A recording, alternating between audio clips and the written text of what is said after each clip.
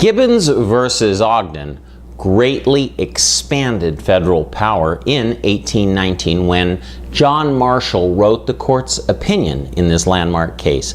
This case interpreted the Commerce Clause in Article 1 of the Constitution, which states, quote, "Congress shall have power to regulate commerce with foreign nations and among the several states and with the Indian tribes," close quote. Why did the Constitution give Congress this power? A few years ago, when California was facing an horrific budget deficit, a caller on a local radio show suggested that with our teeming ports in Long Beach, Los Angeles, and San Francisco, California needed to simply tax goods on their journey from foreign ports to interior states. If this caller had known his history, he would have known that was precisely what some states did to other states under the Articles of Confederation that preceded the Constitution. Those who wrote our Constitution did not believe it was right for some citizens to profit at the expense of other citizens on the basis of geography. As goods in commerce traversed overland en route to interior states, can you imagine how much the people of Kansas City would pay for goods that is shipped to them by train from the coast, for example, if taxes had to be paid as that train passed through each state? Here are the facts in Gibbons. In 1798, the New York legislature granted Robert Livingstone a charter that gave him a monopoly or the exclusive right to operate steamboats on the Hudson River.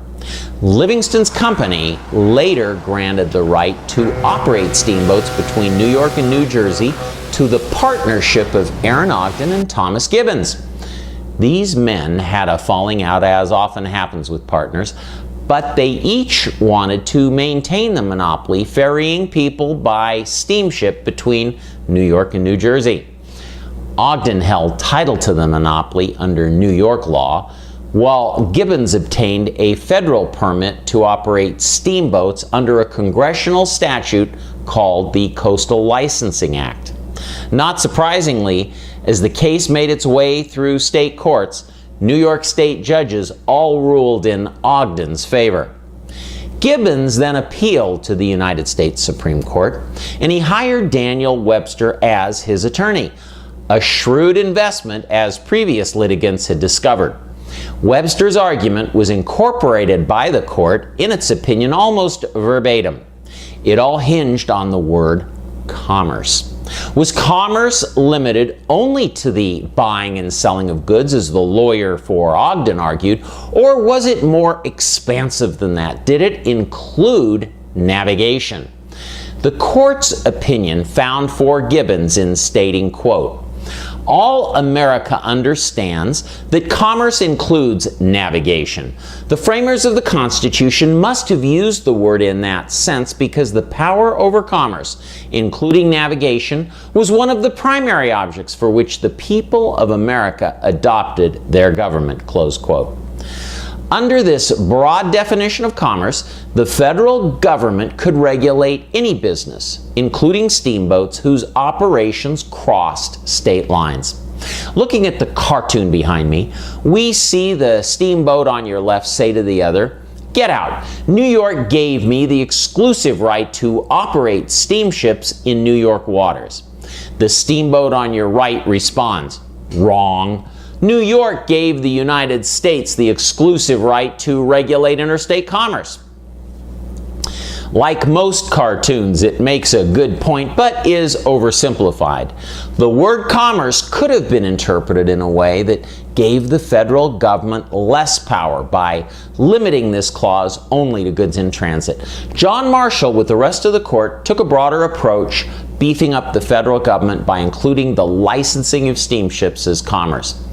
In the 20th century, during the Depression, the Commerce Clause was expanded even further, giving Congress power to limit how much wheat could be grown by a farmer in a state, even if it were consumed, that wheat was consumed entirely in that state.